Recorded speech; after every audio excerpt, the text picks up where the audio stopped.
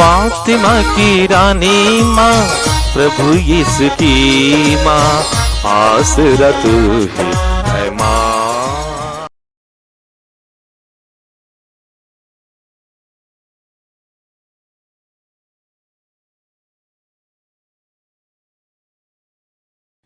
वर्ष का 5वां इतवार। पहला पाठ नबी इसायास का ग्रंथ, अध्याय 6, पद संख्याएं 1 से 8 तक। राजा उज्जिया के देहांत के वर्ष मैंने प्रभु को एक ऊंचे सिंहासन पर बैठा हुआ देखा। उसके वस्त्र का पल्ला मंदिर का पूरा फर्श ढक देता था। उसके ऊपर सेराफिम विराजमान थे। उनके छाछा पंख थे और वे एक दूसरे को पुकार कर यह कहते थे, पवित्र पवित्र पवित्र है विश्वमंडल का प्रभु। उसकी महिमा समस्त पृथ्वी में व्याप्त है। पुकारने वाली की आवाज से प्रवेश द्वार की नींव हिल उठी और मंदिर धुएं से भर गया। मैंने कहा, हाय हाय, मैं नष्ट हुआ, क्योंकि मैं तो अशुद्ध होठों वाला मनुष्य हूँ। अशुद्ध होठों वाले मनुष्यों के बीच रहता हूँ और मैंने विश्वमंडल के प्रभु राजाधिराज को अपनी आँखों से देखा है। एक सेराफिम उड़कर मेरे पास आया। उसके हाथ में एक अंगार था, जिसे उसने चिमटे से वेदी पर से ले लिया था। उससे मेरा मुंह छूकर उसने कहा, देखो, अंगार ने तेरे होठों का स्पर्श किया है। तेरा पाप दूर हो गया और तेरा अधर्म मिट गया है। तब मुझे प्रभु की वाणी यह कहते हुए सुनाई पड़ी, मैं किससे भेजूं? हमारा संदेशवाहक कौन होगा? और मैंने उत्तर दिया, मैं प्रस्तुत हूँ, मुझको भेज। प्रभु की वाणी। ईश्वर को धन्यवाद। भजन अनुवाक्य। हे प्रभु, मैं स्वर्गदूतों के सामने तेरा गुणगान करूँगा। हे प्रभु, मैं स्वर्गदूतों के सामने तेरा गुणगान करूँगा। हे प्रभु, मैं सारे हृदय से तुझे धन्यवाद देता हूँ, क्योंकि तूने मेरी सुनी है। मैं स्वर्गदूतों के सामने तेरा गुणगान करूँगा और तेरे पवित्र मंदिर को दंडवत करूँगा। अनुवाक्य। हे प्रभु, मैं स्वर्गदूतों के सामने तेरा गुणगान करूँगा। हे प्रभु, मैं स्वर्गदूतों के सामने तेरा गुणगान करूँगा। तेरे अपूर्व प्रेम और सत्य प्रतिज्ञाता के कारण मैं तुझे धन्यवाद देता रहूँगा। जिस दिन मैंने तुझे पुकारा, उसी दिन तूने मेरी सुनी और मुझे आत्मबल प्रदान किया है। अनुवाक्य। हे प्रभु, मैं स्वर्गदूतों के सामने तेरा गुणगान करूँगा। हे प्रभु, मैं स्वर्गदूतों के सामने तेरा गुणगान करूँगा। हे प्रभु, पृथ्वी भर के सभी राजा तेरी प्रतिज्ञा सुनकर तुझे धन्यवाद देंगे। वे प्रभु के कार्यों का बखान करेंगे। प्रभु की महिमा सचमुच अपार है। अनुवाक्य। हे प्रभु, मैं स्वर्गदूतों के सामने तेरा गुणगान करूँगा। हे प्रभु, मैं स्वर्गदूतों के सामने तेरा गुणगान करूँगा। तूने हाथ बढ़ाकर मुझे बचा लिया है। तेरा दाहिना हाथ मेरी रक्षा करता रहता है।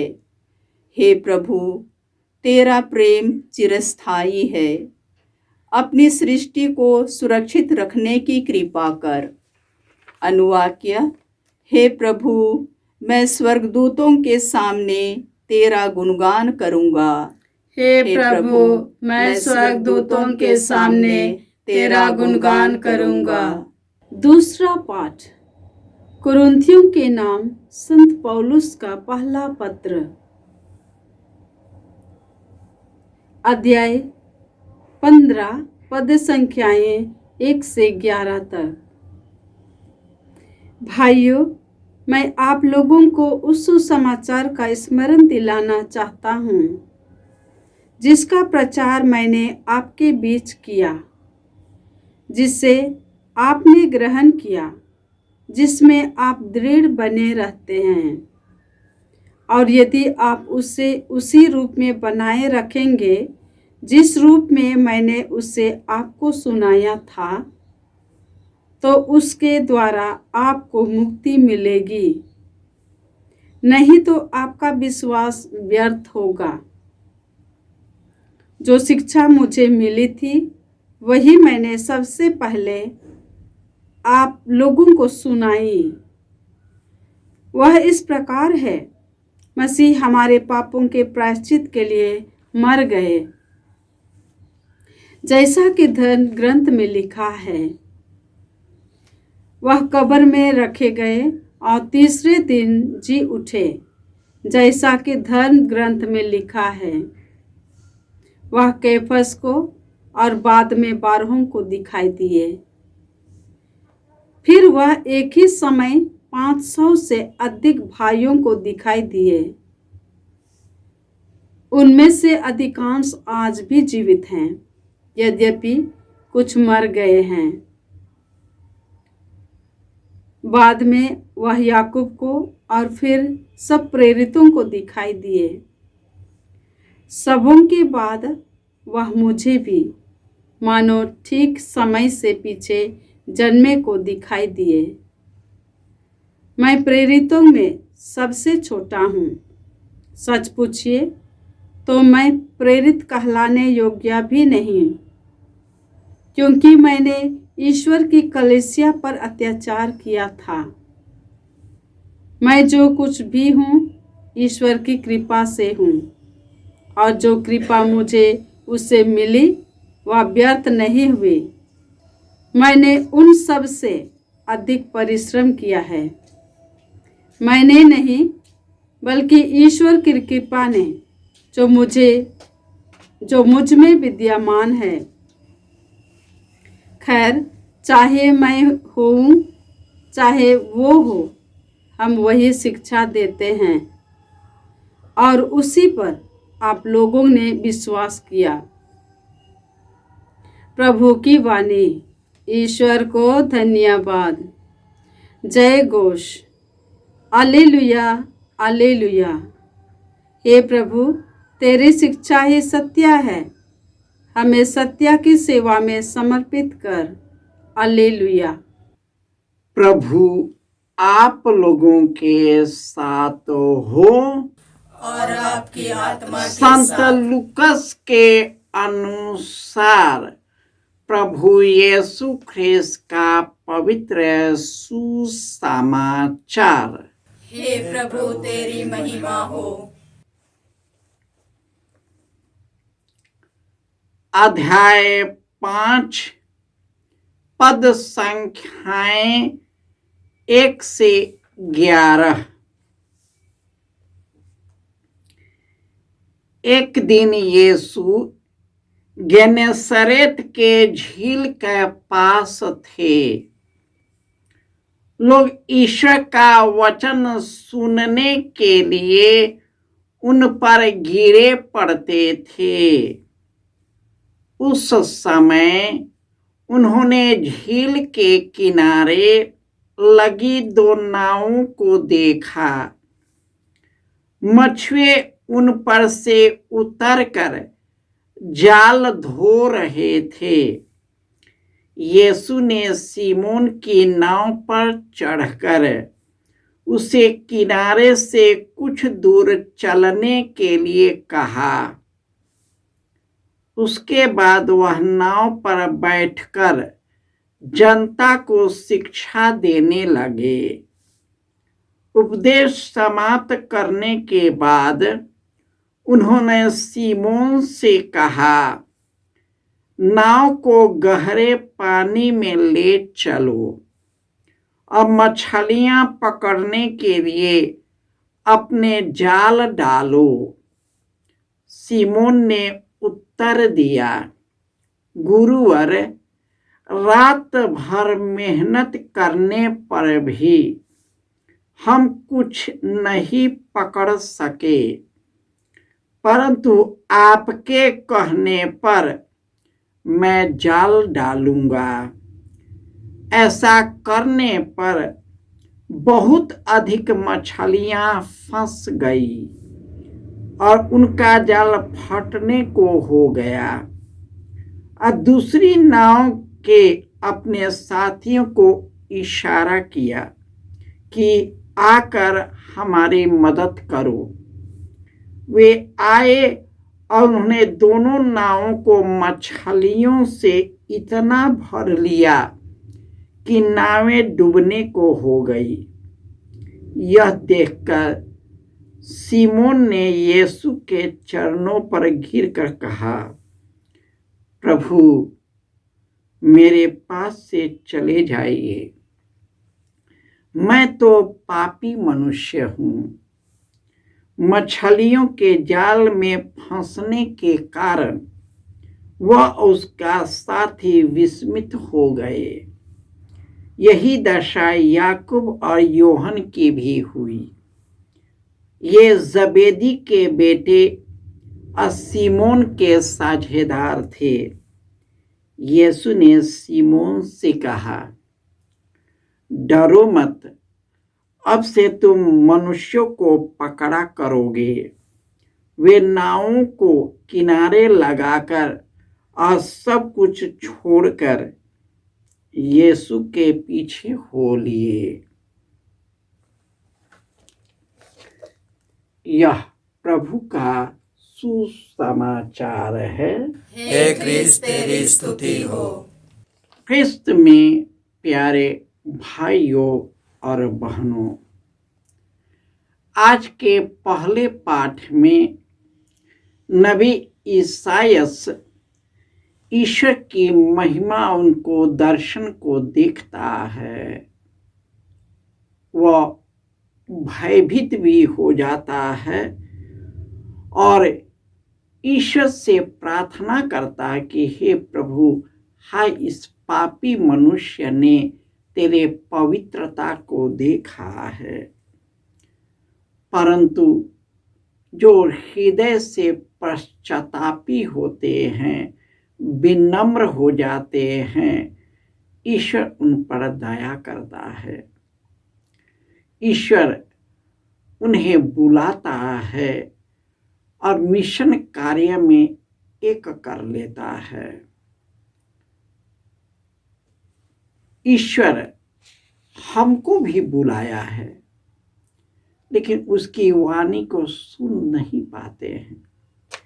यही कारण है कि आज के दूसरे पाठ में संत याकूब कुरिन्थ को लोगों के साथ हमें भी कहते हैं कि प्रभु यीशु हमारे पापों के प्रायश्चित के लिए मर गए, उन्हें कब्र में रखा गया और तीसरे दिन वे जी गया। वह इसका व्याख्या करते हैं कि कैसे कैफस और 12 शिष्यों को उन्होंने दिखाई दिया। उसी समय 500 से अधिक लोगों को दर्शन दिया और इस तरह कई तरह से उन्होंने अपने आप को दिखाया और यही संदेश दिया, देखो मैं मर गया था, अब मैं जी गया हूँ अब से और अनंत काल तक मैं जीवित रहूंगा। स्वर्ग और पृथ्वी को बनाने वाला ईश्वर, सभी मनुष्यों को गढ़ने वाला ईश्वर, जो यीशु के द्वारा सब कुछ किया, वही प्रभु यीशु गेनेसरेत के झील के पास पहुंचे। लोग ईश्वर के वचन को सुनने के लिए उस पर गिरे पड़ते थे। वहां पर उन्होंने दो नावों को लगा हुआ देखा। वे नाव से उतरकर अपने जाल धो रहे थे और यीशु ने उनसे कहा, बच्चों, क्या तुझे खाने के लिए कुछ मिला? प्रभु, कुछ नहीं। रात भर मेहनत करने के बाद भी मुझे। क्यों नहीं? क्योंकि ईश्वर यीशु उनके साथ नहीं था। जब यीशु हमारे साथ रहते हैं, हम में निवास करते हैं, न हम कभी बेरोजगार हो सकते, न परिस्थितियां विकट हो सकती, न किसी का अभाव हो सकता है। और जब प्रभु यीशु ने कहा, नाव को गहरी पानी में ले जाओ, रात भर पकड़ने के बाद जो मछलियां रात को निकलती है, दिन को अपने जगह चली जाती है। लेकिन स्वर्ग और पृथ्वी को बनाने वाला, सभी चीजों को बनाने वाला, मछलियों को बनाने वाला, वे लोग यीशु के देखकर मछलियां भी अपने आप को रोक नहीं पाया, क्योंकि सब उनकी बनाई हुई कृति है। और उसमें इतनी मछलियां फंस गई कि नाव फटने को हो गया। सिमोन पेत्रुस दया याचना के साथ पश्चातापी हृदय से यीशु के पास आता है। प्रभु, आप महान हैं, आप मेरे पास से चले, क्योंकि मैं पापी मनुष्य हूं। और यीशु तो पाप हरने के लिए पापियों को बचाने और खोजने आया है। ईश्वर का प्रेम इतना गहरा है कि उन्होंने यीशु के द्वारा हमारे पापों को प्रायश्चित किया है और हमारे शुरुआत से लेकर आज तक के सब पाप को अपने ऊपर ले लिया और हमें अपने रक्त के द्वारा शुद्ध कर दिया है। तो आइए हम उसी के बलिदान में शरीक हो जाएं और हम अपने आप को यीशु के बलिदान में अर्पित करें, ताकि हम सभी एक दूसरे की सेवा में अपने जीवन को अर्पित कर सके। जय यीशु।